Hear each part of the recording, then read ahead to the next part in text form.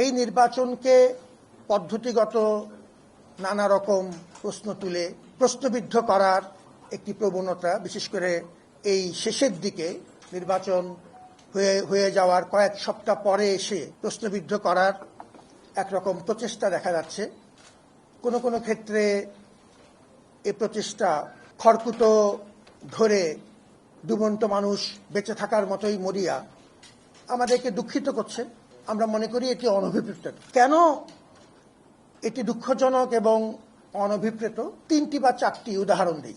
আমার যে ছেলে বা যে মেয়েটি লম্বা লাইনে দাঁড়িয়ে জীবনের প্রথম ডাকসুর ভোটে অংশ নিল, তার যে মত এবং ম্যান্ডেট, এই ধরনের অভিযোগ তার সম্মান রক্ষা করে না।